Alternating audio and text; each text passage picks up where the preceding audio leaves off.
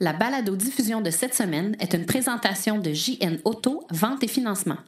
Voiture presque neuve, plus de 35 véhicules électriques à partir de 50 $ par semaine. L'AVEQ propose de lier les bonus au malus. Les véhicules électriques sont plus propres même lorsqu'on produit l'électricité avec le charbon. Tesla rend disponible tous ses brevets. BYD aura vendu 520 000 véhicules électriques en 2018. L'AVEQ demande d'élargir le programme de subvention pour les véhicules électriques d'occasion. L'Université de Montréal installe des bornes niveau 2 sur ses sites. Suncor ou Petro-Canada installera des BRCC à travers tout le Canada. Nous parlons avec Louis-Olivier Battier du Circuit électrique. On fait la revue des événements à venir. Tout ça et bien plus encore dans ce 50e épisode du balado Silence on roule.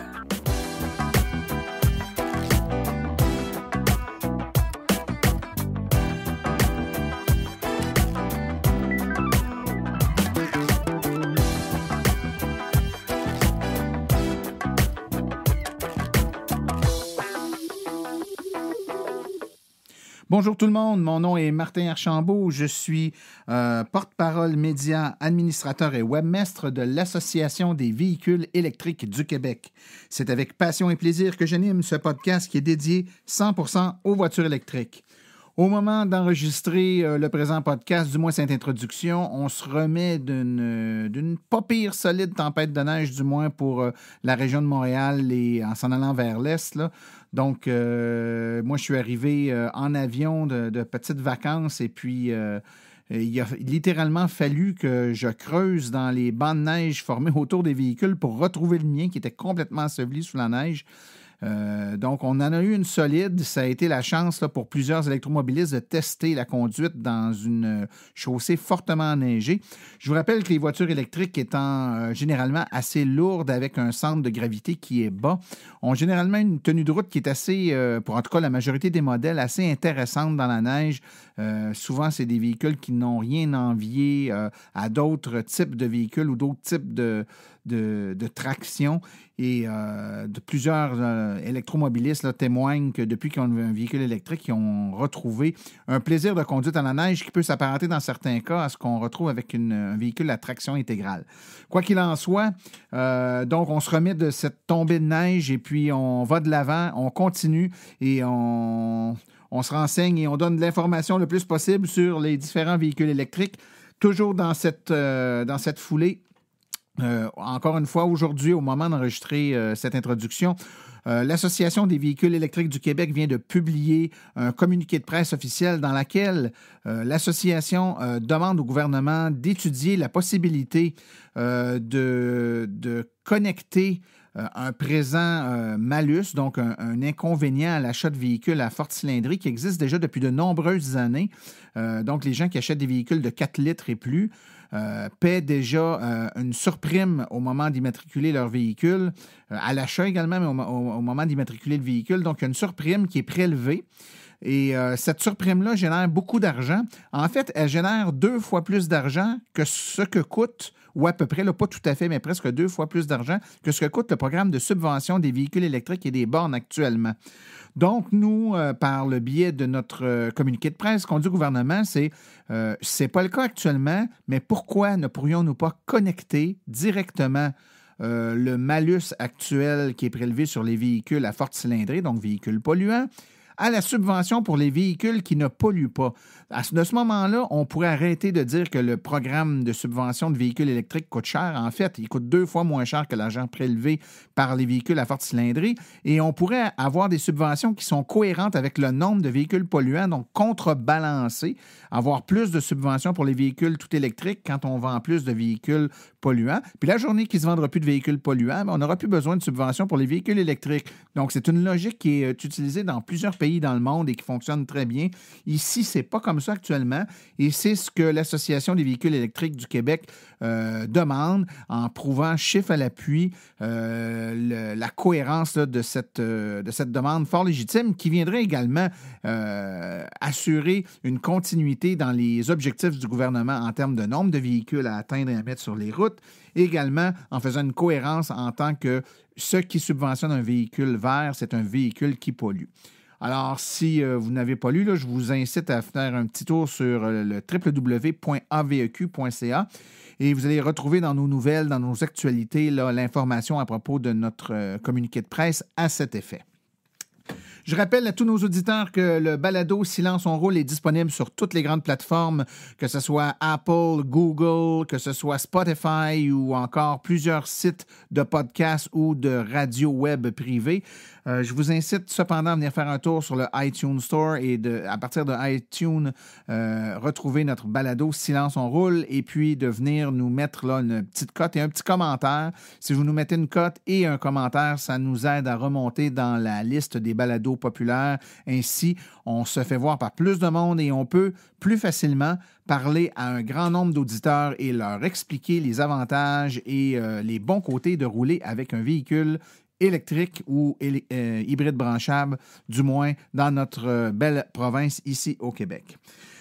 Alors, sur ce, on a quand même une émission qui est assez bien remplie aujourd'hui. On a des sujets fort intéressants à vous proposer.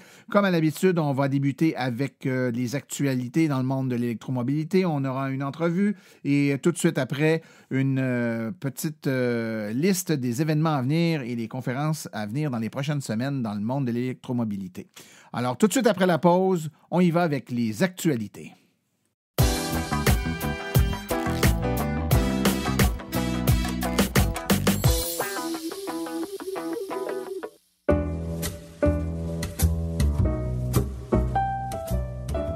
Vous avez une entreprise qui œuvre dans le domaine des voitures électriques.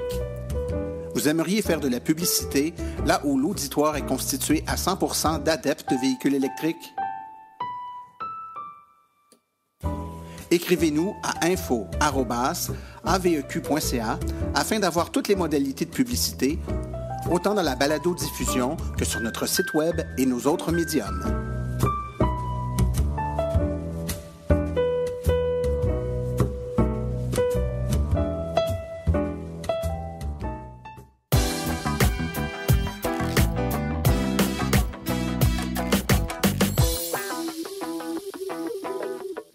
On en avait parlé dans une édition précédente de la balado-diffusion. On n'a pas à s'inquiéter pour la production des autos électriques, même dans les endroits du monde où l'électricité est fabriquée avec le charbon. Et c'est ce qu'une nouvelle étude vient encore de confirmer. C'est une étude réalisée par le BNEF, une entreprise dérivée de Bloomberg, qui devrait rassurer les constructeurs de voitures électriques. Elle confirme que les voitures électriques sont plus propres, même lorsqu'elles utilisent principalement l'électricité produite à partir du charbon. L'étude a démontré que les émissions des voitures électriques en Chine, aux États-Unis, au Royaume-Uni et en France, même au Japon et en Allemagne, sont plus basses avec les voitures électriques, même lorsque l'électricité qui les alimente, comme on l'a dit, est du charbon. Et la voiture électrique produit environ 40% moins de gaz à effet de serre que la moyenne des voitures à combustion dans le monde entier. Dans de tels pays comme la Grande-Bretagne, qui utilise en plus des énergies renouvelables et mélanger donc un cocktail de façons de créer l'énergie, c'est encore plus avantageux. Le taux en Grande-Bretagne, par exemple, pour 2018, était d'environ 27% inférieur à la moyenne. En Grande-Bretagne, premier rapport annuel du groupe The Climate Group qui révèle que 31 entreprises générant un chiffre d'affaires de plus de 500 milliards de dollars ont pris des engagements en matière de véhicules électriques, notamment des noms prestigieux comme BT, IKEA, Unilever et EDF et l'aéroport d'Heathrow. Le rapport a fourni une mise à jour détaillée sur les engagements pris par les sociétés membres qui s'engagent à remplacer 145 000 véhicules à combustion par des véhicules électriques dans 66 marchés partout dans le monde d'ici 2030. Vous l'avez peut-être vu passer, mais 6 anciens ministres de l'Environnement du Québec unissent leurs voix pour demander au gouvernement Legault d'adopter une loi sur le climat et qui sera soumise en décembre par Dominique Champagne au nom du signataire du Pacte pour la transition. Dans un geste qui transcende toute partisanerie politique, Clifford Lincoln, Lise Bacon, Paul Bégin, Thomas Mulcair, Daniel Breton et Isabelle Melançon demandent par écrit l'adoption par l'Assemblée nationale du projet de loi visant à assurer le respect des obligations climatiques du Québec. Leur déclaration est accompagnée d'une lettre signée par 18 professeurs de droit et d'environnement qui appuient l'adoption du projet. De son côté, Yves-François Blanchet, qui a aussi été ministre de l'Environnement sous un gouvernement péquiste, appuie également la demande, mais s'abstient de signer, considérant qu'il a le devoir de réserve en étant devenu le chef du Bloc québécois. Elon Musk de Tesla, dans un geste de générosité rarement observé dans l'industrie automobile, a annoncé que son entreprise allait rendre public tous ses brevets. L'objectif derrière est très simple, accélérer la lutte au changement climatique et contribuer au sauvetage de la planète. Tesla Motors a été créé pour accélérer le développement d'une forme de transport durable. Si nous ouvrons le chemin vers la création d'un monde rempli de véhicules électriques, mais qu'on laisse un champ de mine derrière nous pour empêcher les autres d'avancer, nous agirons à l'encontre de notre but, a déclaré Elon Musk. Il a mentionné qu'au départ, son réflexe était de protéger les brevets afin d'éviter d'être englouti par d'autres fabricants ayant plus de moyens, et il a réalisé le contraire en constatant que malgré toute la production de véhicules électriques des autres entreprises demeurait, somme toute, très marginale. Le constructeur chinois BYD a vendu un total de 520 000 voitures électriques en 2018, réalisant un bond de 25 % par rapport à l'année précédente, selon un rapport officiel sur les ventes publié le 7 janvier dernier. Entre-temps, ces ventes de NEV, véhicules électriques de quartier pour l'année entière, ont fortement augmenté de 118 % par rapport à l'année précédente pour atteindre 247 811 unités, ce qui est bien au-delà de l'objectif initial de 200 000 unités. Pour être plus précis, les ventes annuelles de nouveaux systèmes photovoltaïques d'énergie totalisent 227 000 unités, dont 103 000 unités étaient des véhicules tout électriques et 123 800 unités étaient des véhicules hybrides rechargeables. Au Québec, les acteurs de l'électrification des transports retiennent leur souffle au sujet de l'avenir du programme de subvention à l'achat de véhicules électriques, particulièrement la reconduction de la subvention qui vise les véhicules électriques usagés. L'AVEQ milite d'ailleurs activement pour un élargissement du programme. Le premier ministre Legault a promis de maintenir le cap de la cible de 100 000 véhicules électriques d'ici fin 2020, mais ce n'est qu'au dépôt du prochain budget à la fin mars qu'on saura évidemment ce qui va en venir du programme de subvention, particulièrement celui pour les véhicules électriques d'occasion.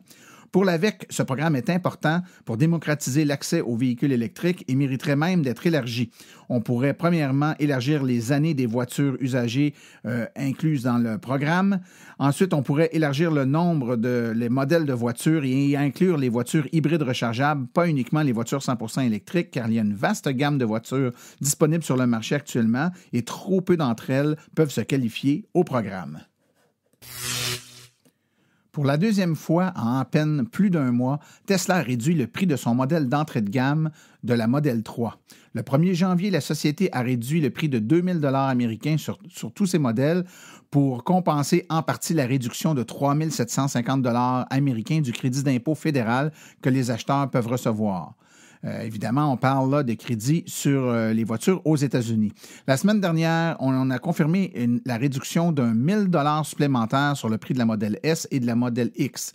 Désormais, la société a également réduit le prix de 1 100 $ américains sur la Model 3 et cette décision intervient après que la société ait mis fin à son programme de parrainage en janvier qui offrait aux acheteurs un accès gratuit à ses superchargeurs pendant 3 mois et le PDG Elon Musk a déclaré que le programme était plus coûteux que prévu.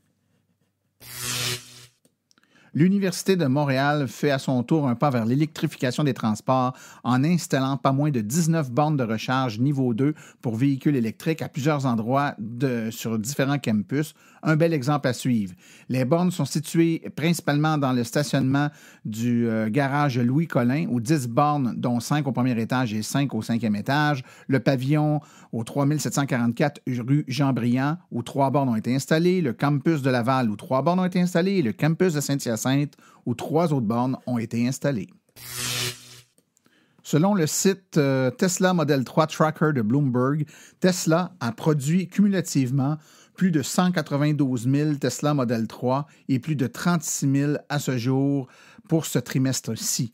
À un tel rythme, Tesla devrait pouvoir produire entre 70 000 et 80 000 Model 3 au cours de ce trimestre, ce qui serait son meilleur trimestre de tous les temps. Le taux de production en moyenne des 13 dernières semaines est de plus de 5 200 véhicules par semaine.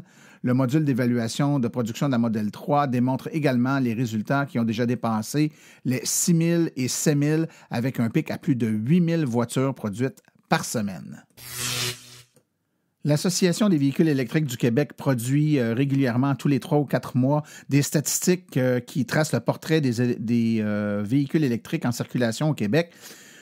J'en ferai pas une analyse exhaustive aujourd'hui, car dans un prochain podcast, on va en discuter. Ça va être le sujet de l'entrevue de fond. Donc, on va en parler en long et en large, donc des statistiques pour fin décembre 2018. Mais disons rapidement, juste pour vous mettre l'eau à la bouche, qu'à la fin décembre 2018, c'était 39 175 véhicules électriques qui circulaient sur les routes du Québec. En première place, la Chevrolet Volt. En deuxième place, la Nissan Leaf. En troisième place, la Chevrolet Bolt. Et notons particulièrement la montée vertigineuse de la Model 3 qui ne paraissait pas dans notre avant-dernière statistique, se pointait le bout du nez dans la dernière et est maintenant rendue, dans le temps de quelques mois, la 7e voiture électrique la plus vendue au Québec. Petro-Canada, une entreprise de Suncor, a annoncé le lancement du premier réseau canadien de chargeurs rapides d'un bout à l'autre du Canada qui comptera initialement plus de 50 stations situées le long de la transcanadienne dans des stations Petro-Canada stratégiquement situées entre la Nouvelle-Écosse et la Colombie-Britannique. La construction devrait commencer au printemps 2019 et les sites seront accessibles au cours de la prochaine année. Le projet pilote se déroulera à Milton, en Ontario, et durant cette période temporaire, les recharges seront gratuites. La nouvelle version de la Kia Soul, version 2020, devrait avoir une autonomie de plus de 390 km selon le PA, soit 6,5 km de plus que la Kia Niro EV. La Soul EV, comme les deux autres véhicules de Kia et de sa société sœur Hyundai, la Kia Niro EV et la Hyundai Kona électrique, sera livrée avec une batterie de 64 kWh. La Soul EV et la Kona électrique reposent sur la même plateforme mondiale, mais partagent sa batterie avec la Niro EV. Alors que chacune de ces batteries de 64 kWh refroidies par liquide comporte 5 modules de cellules, 3 orientés dans le sens de la longueur sous le plancher du passager et 2 sous le siège arrière, la différence étant que la Kia utilise des cellules de SK Innovation alors que la Hyundai utilise des cellules de la compagnie LG Chem.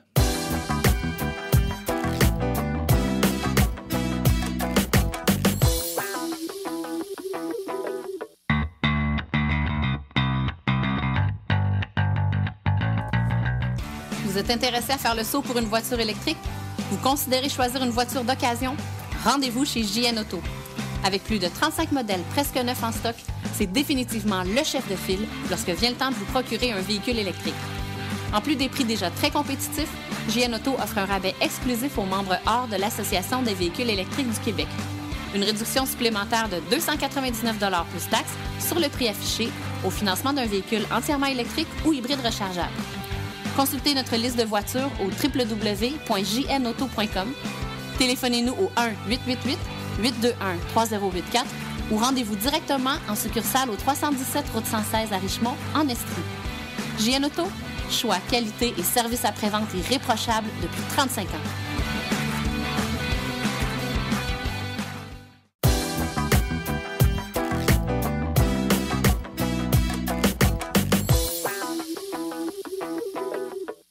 Alors, je suis présentement en compagnie de Louis-Olivier Batty, qui est porte-parole pour le circuit électrique à Hydro-Québec. Bonjour, Louis-Olivier. Oui, bonjour, Martin. Écoute, ça fait longtemps qu'on se fait poser plein de questions à l'AVEC à propos du circuit électrique. On essaie d'y répondre le mieux qu'on peut, mais comme on dit, quoi de mieux que de parler aux bonnes personnes? Donc, on a pensé t'inviter aujourd'hui. Tout d'abord, merci d'avoir accepté l'invitation. Merci à vous.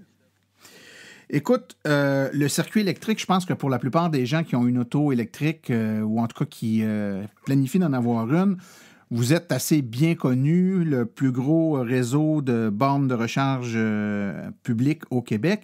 Parle-nous donc un peu du circuit électrique. Donc, ça date depuis... En quelle année ça a été lancé, ce circuit-là? Alors, Hydro-Québec a lancé le circuit électrique, on remonte en mars 2012. Donc, on a parti ça à l'époque avec quelques partenaires fondateurs. Là, on se rappelle l'AMT, les épiceries Métro, Saint-Hubert, Rona. Donc, on a parti ça en mars 2012. Évidemment, ça s'est déployé tranquillement au début, mais aujourd'hui, si on regarde, là, on a le plus grand réseau de bornes de recharge publique au Québec. Là, on est rendu à plus de 1700 bornes, dont environ 170 bornes rapides. OK. Et juste pour qu'on démêle un peu les gens qui sont un peu moins familiers, parce que souvent on confond, ou en tout cas, soit qu'on confond ou on fusionne un peu trop le circuit électrique et flow. En fait, si on explique un peu, puis tu diras si je me trompe, là, Louis-Olivier, le circuit électrique s'est retourné vers des fournisseurs pour leurs bornes. Ça n'a pas toujours été la même compagnie, mais depuis quelques années, le fournisseur qui avait remporté l'appel d'offres pour fournir les bornes pour le circuit électrique, c'était la compagnie AdÉnergie. La même compagnie qui a aussi un réseau de bornes de recharge qui est le réseau Flow. Donc, le réseau Flow, le circuit électrique, c'est deux choses complètement, deux entreprises complètement séparées. Par contre, les deux réseaux, on peut appeler ça des réseaux cousins-cousines avec une entente d'interopérabilité, c'est-à-dire qu'un membre du réseau Flow peut utiliser les bornes du circuit électrique et vice-versa. C'est bien ça? Ben, c'est ça. C'est la beauté de la chose, c'est qu'il y a deux grands réseaux, si on veut, au Québec. Il y en a d'autres là aussi, mais principalement, il y a donc le réseau Flow d'AdÉnergie. Et AdÉnergie est également le fournisseur des bornes du réseau public du circuit électrique. Et la belle nouvelle, c'est que si on est membre d'un des deux réseaux, on a accès à l'ensemble des bornes des deux réseaux. Donc, si on est membre du circuit électrique, on peut se recharger sur les bornes du circuit électrique, sur les bornes du réseau Flow. Donc, c'est interopérable. Donc, ça, c'est sûr que ça donne plus de choix aux électromobilistes. Donc, ça, c'est une bonne nouvelle. Mais c'est ça. C'est clair que c'est deux réseaux différents. Le réseau, en fait, du circuit électrique, c'est un réseau, une initiative qui a été lancée par Hydro-Québec parce que c'est clair qu'on avait un mandat au début des années 2010 très clair au Québec, donc d'assurer un leadership en termes d'électrification des transports. Et c'est pour ça qu'on a lancé ce grand réseau de bornes de recharge publique. D'accord. Écoute, pour les gens qui connaissent bien le circuit électrique depuis longtemps, on savait que le déploiement des bornes, surtout les bornes rapides, mais en fait, la grande majorité des bornes du circuit électrique, c'était un modèle basé sur un partenariat, donc avec un partenaire qui acceptait, par exemple, prenons Saint-Hubert, qui est bien connu, ou Métro, qui acceptait de payer une partie de la borne, puis le circuit électrique payait l'autre partie de la borne. Donc, ça, c'est le modèle avec lequel on a connu le déploiement du réseau à ses débuts. Mais l'été dernier, au début de l'été dernier, le modèle d'affaires a changé. Il y a eu des changements réglementaires et ça permet maintenant au circuit électrique de fonctionner un peu différemment. Est-ce que tu peux nous expliquer la façon dont maintenant le circuit électrique fonctionne en termes de modèle d'affaires pour déployer des bornes sur le réseau au Québec et voire même ailleurs? Bien, c'est clair qu'on a fait un modèle d'affaires qui est assez exceptionnel parce qu'on a réussi à développer un réseau donc de nombreuses bornes avec des partenaires. Donc, dès le début, c'est des partenaires privés, des institutions, des municipalités qui ont investi, si on parle du réseau à 240 volts, donc les bornes standards, c'est des partenaires qui ont payé pour l'achat et l'installation des bornes et c'est encore le modèle d'affaires aujourd'hui pour la recharge à 240 volts. Donc, Hydro-Québec n'a pas mis d'argent là-dedans. C'est vraiment grâce à nos partenaires qu'on développe le réseau de bornes 240 volts. Pour les bornes rapides, c'est clair, au début, on a eu un partenariat. Donc, c'était 50-50 entre Hydro-Québec et le partenaire qui souhaitait installer une borne. Alors, on défrayait la moitié des coûts, le partenaire l'autre moitié des coûts. C'est un modèle qui a été très bien utilisé, donc il nous a permis de pouvoir commencer à déployer rapidement des bornes à recharge rapide.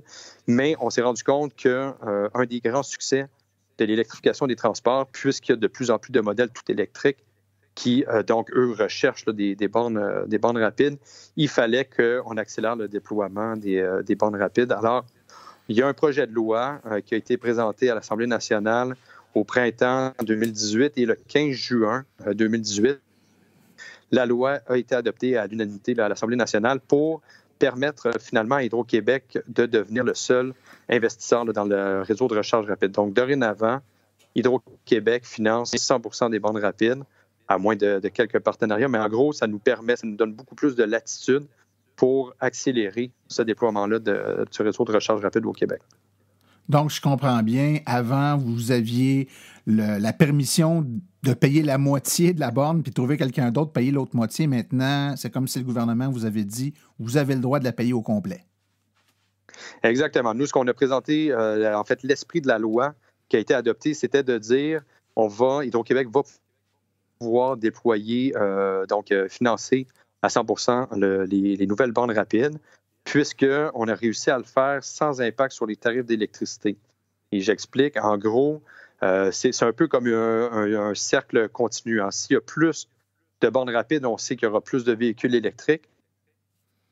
S'il y a plus de véhicules électriques, ça nous ramène, en fait, ça génère des revenus additionnels générés par la recharge, finalement, parce qu'on sait que les gens se rechargent principalement à la maison, évidemment sur les bornes également, mais à peu près 95% des recharges vont se faire à la maison. Alors, l'esprit de la loi, c'est de dire, ces nouveaux revenus-là vont finalement servir à financer de nouvelles bornes de recharge rapide. Donc, c'est un cercle continu. Plus il y a de bornes, plus il y a de véhicules, plus il y a de recharge, plus il y a de revenus pour financer plus de nouvelles bornes rapides. Excellent. Maintenant, ça m'amène sur un terrain, Louis-Olivier, probablement le terrain sur lequel on se fait poser le plus de questions. Puis quand je dis le terrain, c'est presque un jeu de mots.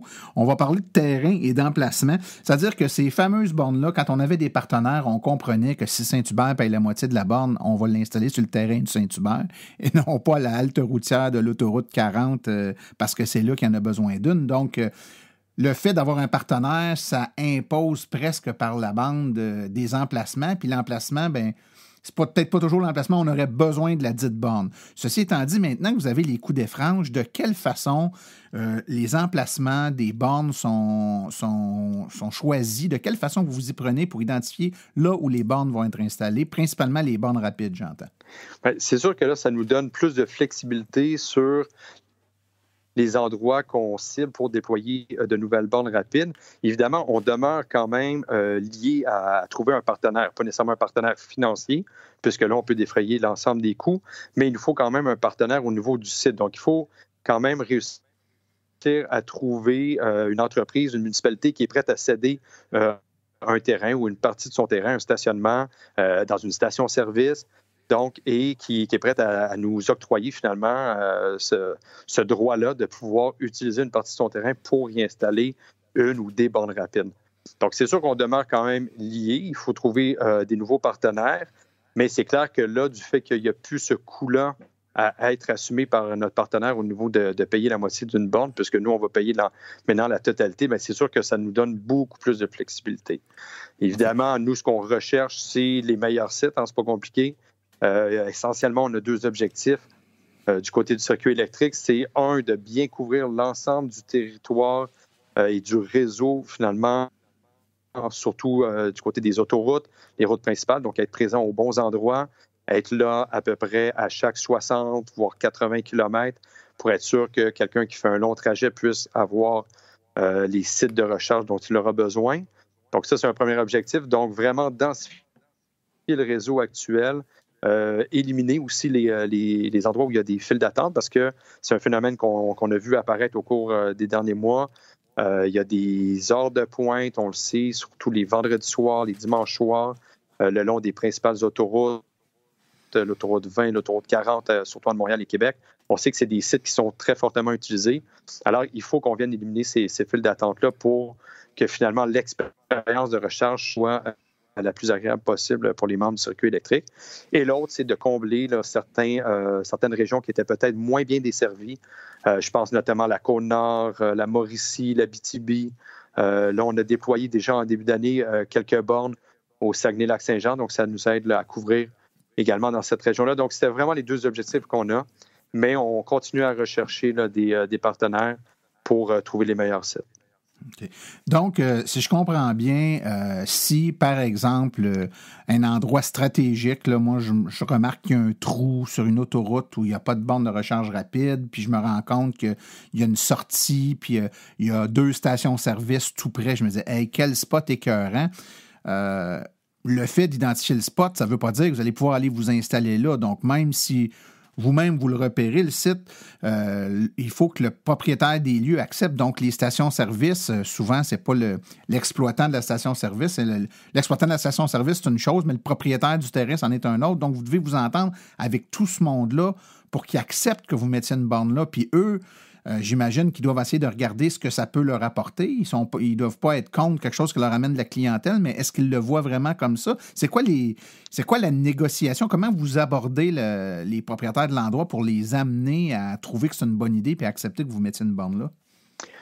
Bien, essentiellement, nous, ce qu'on va rechercher pour un site, donc on l'a dit, c'est sûr, des emplacements stratégiques pour que ce soit bien situé, facilement accessible, pas que les gens aient à sortir de l'autoroute puis faire 10 km pour aller trouver une borne pour après revenir sur l'autoroute. Donc, il faut que ça soit évidemment en bordure de l'autoroute ou dans les centres-villes aussi. C'est sûr qu'il y a tout le long du trajet, mais il faut qu'à destination, les gens qui ont besoin puissent trouver aussi une borne rapide. Donc, il y a les centres-villes, les principaux centres-villes, les autoroutes, mais il y a aussi des contraintes, puis c'est important de le savoir parce que oui, on peut évidemment identifier des sites, mais nous, après, on a tout un travail pour dire à notre partenaire, bien oui, ça va être intéressant, ça va ramener de la clientèle, il y a de plus en plus de conducteurs de véhicules électriques. Ça, je pense que les gens voient très bien cet avantage-là lorsqu'on parle à nos partenaires.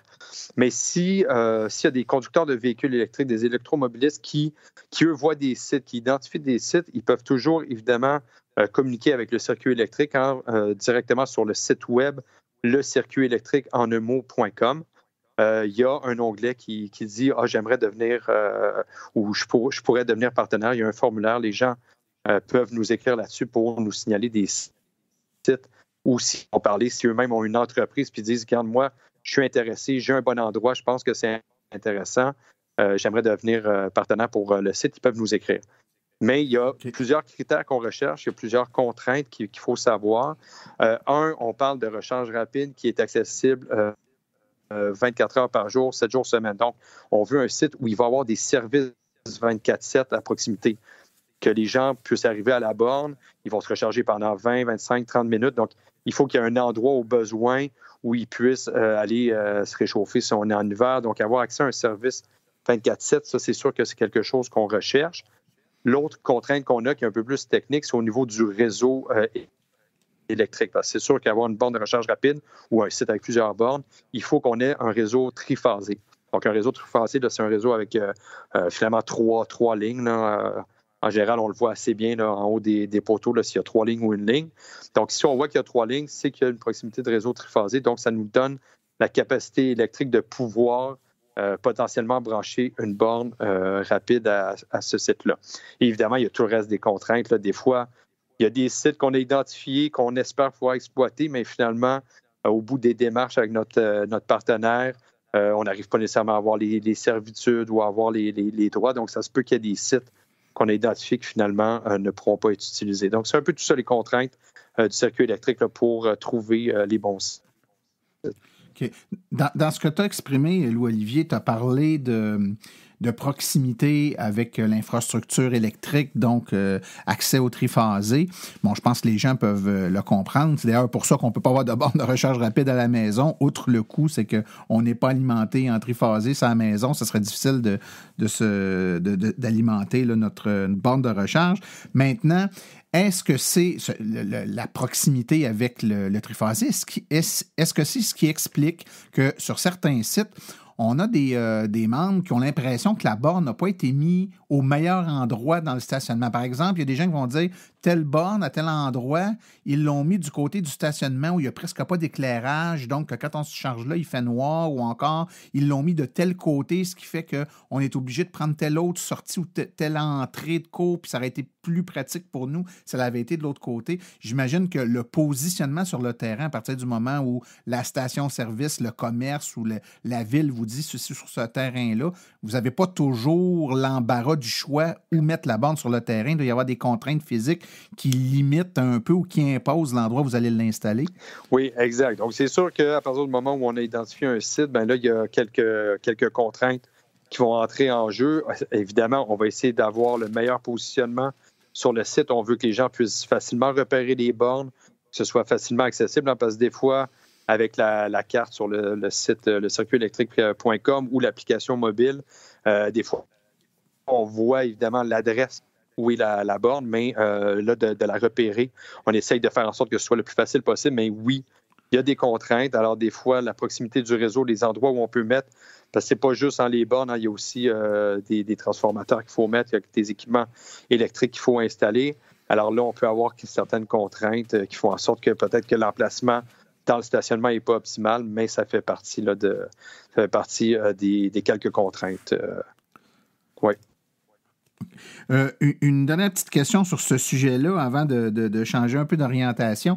Les gens nous disent aussi souvent pourquoi ne pas calquer le modèle à la Tesla, entre guillemets, et installer 8, 12, 20 bornes de rapide à des endroits hyper achalandés. On sait que Tesla en ont mis, par exemple, à Drummondville, puis à certains endroits névralgiques le long de certaines autoroutes.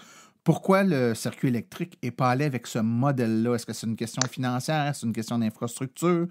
Quelles sont les raisons?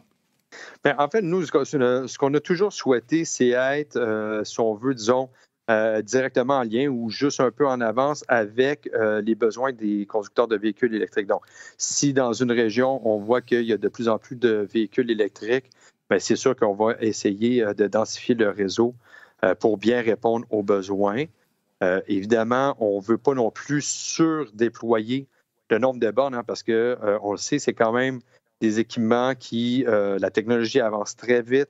On ne veut pas installer des bornes qui, finalement, vont être sous-utilisées et devenir désuètes après 2, 3, 4 ans, puis donc en mettre trop, puis tout mettre nos œufs dans le même panier, finalement. Donc, on a voulu vraiment essayer de couvrir très largement. On avait beaucoup de sites avec une borne. Là, c'est une borne rapide. Si on regarde les derniers déploiements, là, ne serait-ce depuis janvier, on a déjà mis presque 25 nouvelles bornes rapides en service. Il y en a plusieurs à venir encore annoncées ce printemps. On a une cinquantaine d'autres bornes rapides d'ici la fin du printemps. Et on a de plus en plus des sites avec 2 bornes rapides, même des superstations de 4 bornes rapides qui s'en viennent. Donc, nous, ça a été ça notre approche, c'est de ne pas mettre tous nos œufs dans le même panier, pas faire des investissements qui vont être sous-utilisés et qui vont devenir désuets parce que la technologie va changer trop rapidement. Ouais. Je vais faire du pouce sur le fait que tu me parles de superstations de 4 bornes. Là, je sais que plusieurs sites maintenant qui sont déployés le sont faits avec une infrastructure ou une mécanique, un équipement derrière qui permet là, de fournir 200 kW, c'est-à-dire on peut mettre soit 4 bornes de 50 kW, mais on pourrait éventuellement mettre 2 bornes de 100 kW ou voire même une borne de 200 kW. Quels sont les objectifs du circuit électrique en ce qui a trait au déploiement de bornes de recharge ultra rapides, là, ce qu'on commence à entendre sous le nom de BURC, hein, on a des bornes ultra rapides en courant continu, donc des bornes en haut de 50 kW, que ce soit 75, 100, 125, 175, 200 kW. Quels sont les objectifs d'Hydro-Québec de tester ces bornes-là et de les rendre éventuellement disponibles pour les utilisateurs? En fait, c'est ça. C'est clair que la technologie évolue rapidement. Nous, on suit ça de très près. Et c'est pour ça que nos nouveaux sites avec 2 bornes, 4 bornes, on essaie déjà d'avoir des sites qui nous permettraient de pouvoir accueillir là, des bornes de 100, 125, 150 kW. Mais ce qu'on veut, c'est aussi que cette technologie-là, on la déploie au bon moment. Ça revient un peu à l'idée de ne pas faire des investissements trop tôt, si on veut, à un moment où pour l'instant, il y a quand même une faible quantité là, de véhicules là, qui pourraient prendre du 100 kW. Donc, on veut déployer au bon moment, mais nos sites vont être capables de nous permettre, si on veut, là, cette évolution-là, donc pouvoir remplacer 2 bornes de 50 kW par une borne de 100 kW quand sera venu le moment. Mais on va tester là, dès cette année. Ça fait partie des plans du circuit électrique de tester des bornes ultra rapides, donc 100, 125, 150 kW. On veut évidemment bien connaître la technologie, puis on la déploiera au bon moment là, pour répondre aux besoins. Là. Évidemment, les voitures électriques, elles également aussi, la technologie évolue.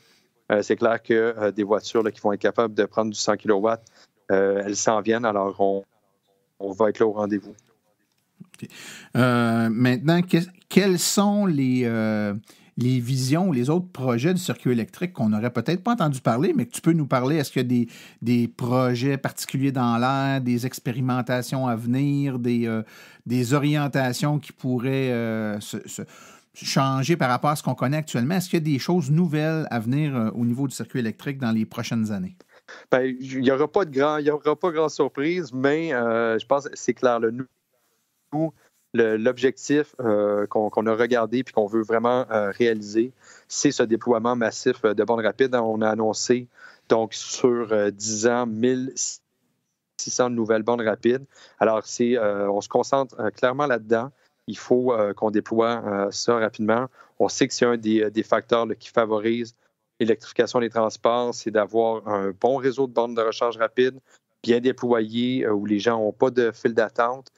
Donc, c'est clair que c'est vraiment là-dessus qu'on va se concentrer, en tout cas du moins dans les prochains mois, prochaines années. Alors, pas grande surprise, vraiment juste s'assurer là, d'offrir le meilleur service possible. Maintenant, si les gens veulent soit en savoir un peu plus ou encore vous poser des questions, vous suggérer des sites, vous faire des recommandations, quelle est la meilleure façon de vous rejoindre? Tantôt, tu parlais du site Internet. Je sais que vous avez également une page Facebook. Est-ce que quel moyen vous préférez? Bien, on a lancé donc au Salon de l'Auto de Montréal mi-janvier justement une nouvelle page Facebook du circuit électrique. C'est un outil qu'on souhaitait mettre en place pour augmenter justement les interactions avec les conducteurs de véhicules électriques ou les futurs acheteurs qui se posent des questions justement sur le réseau de recharge, sur les voitures électriques. Alors, c'est un moyen qu'on privilégie. On invite les gens là, à aller s'abonner à la page Facebook du circuit électrique pour pouvoir évidemment voir les informations qu'on pose, qu'on publie sur notre site, sur notre page Facebook. Il y a toujours la possibilité de nous écrire des messages en privé. Donc oui, utilisez la page Facebook pour communiquer avec nous. Puis nous, ce qu'on veut, c'est justement de répondre à toutes les questions, bien renseigner les gens, puis que chacun puisse avoir une communication la plus directe possible là, avec le circuit électrique. Ben, Louis-Olivier Bâti, porte-parole pour le circuit électrique à Hydro-Québec, merci beaucoup de ta présence aujourd'hui. Je suis certain que les réponses que tu as données là, vont répondre à un grand besoin de la part de nos éditeurs. Merci beaucoup. Ben, merci beaucoup. Merci, au revoir.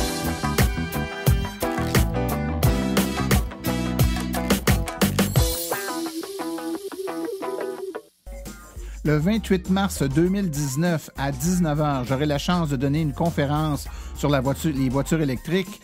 La voiture électrique, un survol électrisant, c'est à la bibliothèque Robert-Lucier de Repentigny. Le 9 avril 2019 à 19h à Victoriaville, Simon-Pierre Rioux, président de l'AVEC, donnera la conférence Véhicules électriques 101. C'est à la bibliothèque Charles-Édouard Maillot sur la rue de l'Ermitage à Victoriaville. Le 11 avril 2019 à 19h, toujours Simon-Pierre Rioux et la conférence Véhicules électriques 101, c'est à Beauharnois, la bibliothèque de Beauharnois. Le 17 avril 2019 à 19h, j'aurai la chance de donner une conférence « La voiture électrique, est-ce pour vous? » C'est à la bibliothèque de Pointe-Claire. Et finalement, du 3 au 5 mai 2019, c'est le Salon du véhicule électrique de Montréal, un événement à ne pas manquer. C'est à la Place Bonaventure, des essais routiers, de plein de véhicules électriques, des conférences, des exposants. Apprenez tout sur l'électromobilité au Québec. Et pendant le Salon du véhicule électrique de Montréal, le 4 mai, toujours à la Place Bonaventure, ce sera l'Assemblée générale annuelle de l'Association des véhicules électriques du Québec.